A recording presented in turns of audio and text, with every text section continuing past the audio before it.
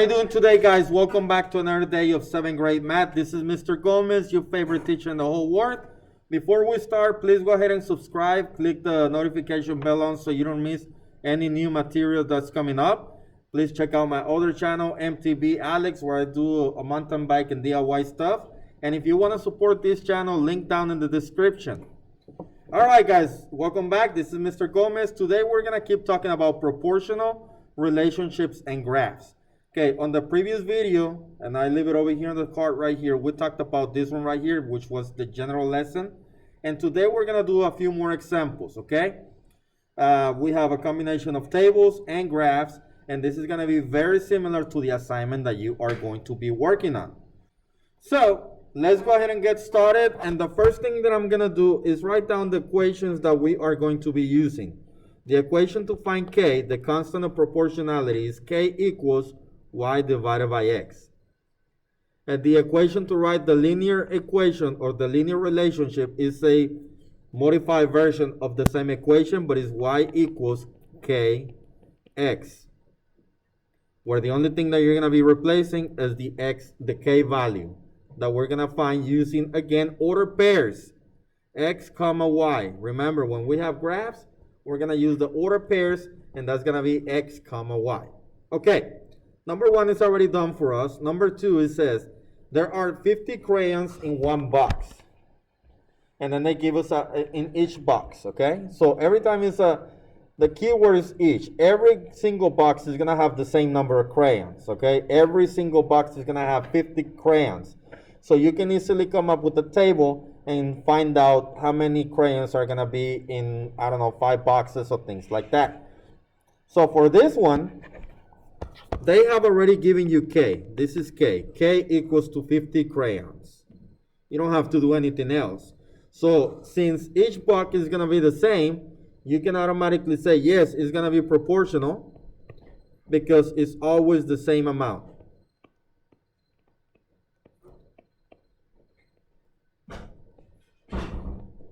And you can also write the equation right away because y equals k is 50 is given to us, and x, that's the equation for it. It's not asking for it, but you can go ahead and write it. Every time it's going to be 50 more crayons. Now, whenever you have something like this, and I'm going to do another one like this because we haven't done too many of this, you can come up with different amounts. So for instance, if they ask you how many crayons in 7 boxes, how many boxes if you have 400 crayons, and how many crayons if you have 10 boxes? You can always find these missing values really easy, okay? And we're going to be using these formulas. To find k is given to us. So we're going to be using k to find.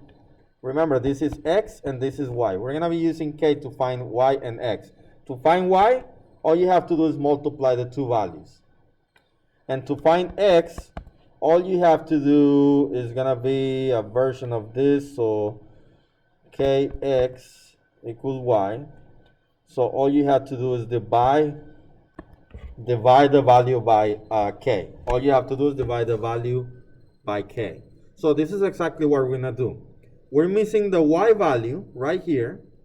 So we want to know how many crayons in 7 boxes, right?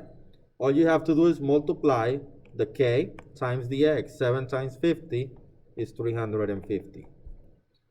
If they give you the crayons, you can find out how many boxes that is. All you have to do is divide. 400 divided by 50, which is 8. And if they give you the number of boxes, you can find out how many crayons that is.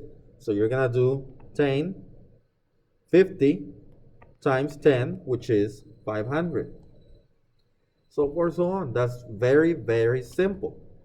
Now, memorize these formulas because these are not going to be given to you. The only one given to you is going to be this one right there. Now, 3 and 4, we have 2 graphs. The first thing that we have to do is the line test. We got to make sure that it goes through the origin. If it does, we move on. If it does not go through the origin, we stop right there. So let's see. Number 4, let's make a line. Does it go through the origin? Yes. It crosses right there. So, is it proportional? Yes, proportional. Goes. And then we're going to find k, and then we're going to find the equation. To find k, we're going to take any y value and x value. We're going to pick a point. So we're going to pick the easiest one. So we're going to pick x comma y, which is 2 comma 10. And we're going to plug it in right here. The y value goes on top. This is 2. So the k value is 5. And you can kind of tell right here. Every second, a person is going to walk 5 feet. Every second, 5 feet. So if you walk 20 seconds times 5, it's going to be what? 100 feet, right? So you can kind of estimate that. So we're going to pick this 2, make a line, and then boom. And you can also put in a dot right there because that's the one that you're going to be. And find the unit right for that.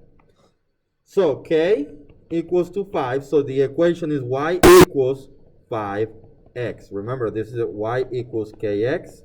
And then rewrite it like that over here. For the next one, let's do the line test. Does it go through the origin?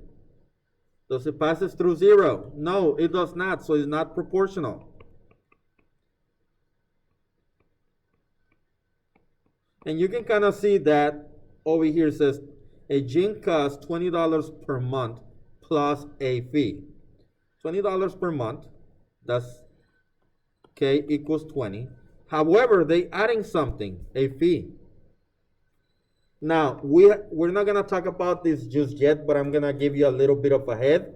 So you can find out how much this fee is. If you connect these dots, you can see that it's going to cross at the 20. The fee is going to be $20. So this is kind of the equation for this. Yes, you can write it, but we're not talking about this yet. The equation will be y equals 20x plus 20. That's the slope-intercept form equation. We're not going to learn about that just yet. Maybe later on. But yes, you're going to use this on 8th grade. Basically, the form of this equation is y equals mx plus b. B is the y-intercept, which is right there. And m is going to be the slope, the rise over run. We haven't learned about that just yet, but basically the rise over run is the same thing as the k value, as the constant of proportion, constant rate of change. How many you go up over how many you go to the left on a graph. So basically you go up 20 and 1 to the right. That's how you write it, 20 over 1, which is just 20. But we don't need to worry about this just yet. I will show you whenever we get to this subject later on. Now for number 5, 6, and 7, they give you the value of k, and all you have to do is write the equation. Remember, the equation is y equals kx. They give you this already, so all you have to do is substitute the value. So y equals 4x. That's it for that one. Now number 7, don't get intimidated because you have a fraction. This is what I was talking about, rise over run. So y equals, you write it like this. And then that's it. It means that on a graph, you're going to go up 1 and 3 to the right. So you're going to, like, you have a line. You're going to go up 1 and 3 over, and you're going to put in a dot. And then from that dot, you're going to go up 1, 3 over, put in a dot. So forth so on. We're going to learn about that later on. Now, number 8, we're going to use that graph for number 8. And first of all, first thing we got to do every time you have a graph, write a line, make sure it goes through the origin. If it does, then yes, it is proportional relationship. So we can keep working on it. So, it says, the graph shows the relationship between the money earned and the number of hours worked. Determine the constant of proportionality. So we're looking for k for this relationship and show you work.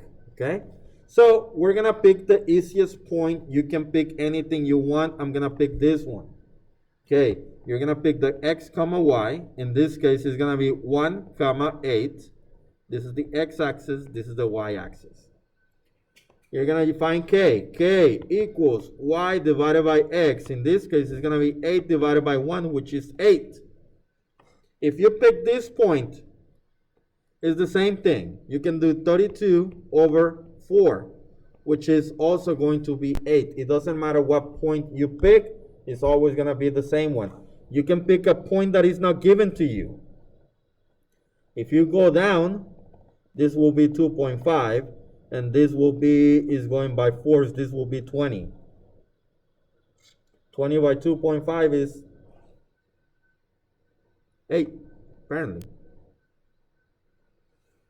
So forth, so on, okay? Now, K is 8. So the equation, if you write the equation, y equals 8x. So that means that for every hour that you work, you're going to make $8. For every hour that you work, you're going to make $8. And with this information, you can easily make a table. So you have X is going to be the time work, and Y is going to be the money. So if you work 1 hour, you make $8. If you work 2 hours, you make $16. So this is how you write a table from a graph. Let's pay attention. Let me wait for it to load. So if you work 2 hours, you make $16. Then pick the next one. $3, you make, 3 hours, you make $24. Then 4 hours, you make $32. So if you work 5 hours right here, you're going to make how much? 40.